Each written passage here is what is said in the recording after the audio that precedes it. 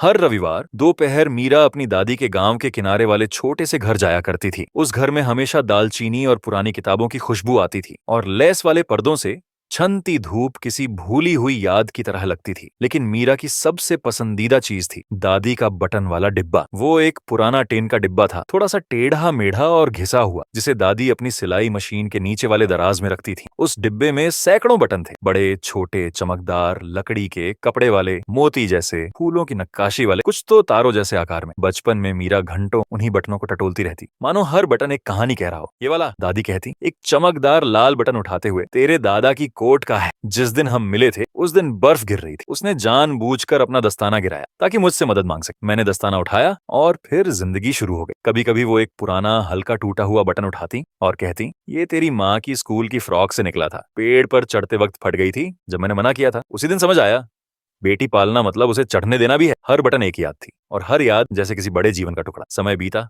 मीरा बड़ी हो गई, शहर चली गई और अब सिर्फ छुट्टियों में आती थी। फिर एक गर्मी दादी बहुत बीमार हो गई। मीरा वापस आ गई रहने के लिए। उन आखिरी हफ्तों में ज्यादा बातचीत नहीं हुई, पर हर शाम मीरा बटन का डिब्बा खोलकर बटन बिछा देती। दादी बस मुस्कुराती और किसी एक दो बटन की ओर इशारा करती। युद्ध के दिन उस कोट को मैंने चीनी के लिए बदल दिया था, तेरे मामा की शादी का है, नाचते हुए गिरा दिया था। जिस दिन दादी चली गई, घर एकदम शांत हो गया। मीरा अकेली बैठी उसी सिलाई मेज के पास, बटन का डिब्बा हाथ में लिए। उसने डिब्बा पलटा और समझ गई, ये सिर्फ बटन नहीं थे, ये हंसी के, शरारत के, संघर्ष और प्यार के किस्से थे। सालों बाद मीरा की अपनी एक बेटी हुई और अब उसी डिब्बे की जगह थी उसके घर की एक शेल्फ पर।